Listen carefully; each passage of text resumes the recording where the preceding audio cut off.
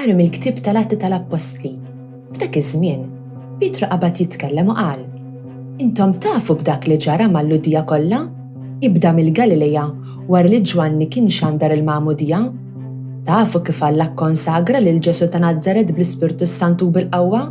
U kif dan Ġesu għadda jagħmel il-ġid u jfejjaq lil dawk kollha li kienu maħkuma mix-xitan għax Alla kien miegħu. U aħna xhud ta' dak kollu li hu għamel fl-art tal-Ludija u f'Ġerusalemm, tawh il-mewt billi dendluh mal-għoda tas-salib. Imma Alla għajmu mill-imwiet fit-tielet jum u għamel li hu jidher mhux lil kulħadd imma lix-xhieda li Alla għażel minn qabel lilna li miegħu kilna u xrobna wara l-qawmien tiegħu mill-imwiet. Lilna ordnalna biex inxandruh lill-poplu u nixhdu li dan u dak li Alla għamlu mħallef tal-ħajjin u tal-mejtin. Il-profeti kollha jiġdu għalih u jgħidu li kull min jemmen fih jaqla l-maħfra ta' dunubiet bis-saħħa ta' ismu. Dan hu l-jum li jagħmel il-mulej, ħanifirħu u nitennew fih Alleluja. Faħru lill-mulej għaliex hu tajjeb, għax għal dejjem it-tieba tiegħu. Ħajjgħidu li Iżrael għal dejjem it-tieba tiegħu. Dan hu l-jum li jagħmel il-mulej, ħanifirħu u nitennew fih Alleluja. Il-leminija tal-mulej il-fuq merfowa. Il-leminija tal-mulej għamlet ħwejjeġ ta' ħila. M'ammutx imma nibqa' ngħix u nħabbar l-emejjel tal-mulej. Dan hu l-jum li jagħmel il-mulej, ħanifirħu u nitennew fih Alleluja. Il-ġebla li warbu l-bennejja saret il-ġebla tax-xewka. Bis-saħħa tal-mulej seħdan ħaġa tal-għaġeb f'għajnejna. Dan hu l-jum li jagħmel il-mulej, ħanifirħu u nitennew fih Alleluja. Qari mill-Littra ta' San Pawlu Apostlu lil-Kolossin. Uti, jekk intom irxixtajtu ma' Kristu, fittxu l-ħwejjeġ tas-sema, fejn Kristu qiegħed fuq il-lemin ta' Alla. Għasbu fil-ħwejjeġ tas-sema, mhux f'dawk tal-art, għax intom mittu imma ħajjitkom immoħbija flimkien ma' Kristu f'Alla. Meta jidher Kristu li hu l-ħajja tagħkom, imbagħad intom ukoll tidhru flimkien miegħu fil-glorja. Alleluja, Alleluja. Il-ħaruf tal-Għid tagħna li hu Kristu u maqtul. Nagħmlu mela festa fil-mulej. Alleluja, Alleluja. Qari mill-Evanġelju skont San Ġwan. Kien l-ewwel jum tal-ġimgħa, filgħodu kmieni kif kien għadu dlam, u Marija ta' Magdala ġriet tgħin il-qabar u rat il-blata mneħħija mill-qabar. Għalhekk telqet tiġri għand xmun Pietru u għand id-dixxiplu ieħor li kien iħobb Ġesu u qaltilhom: Għalgħu lill-mulej mill-qabar u ma nafux fejn qegħduh. Pietru u d-dixxiplu ieħor ħarġu u ġew ħdejn il-qabar.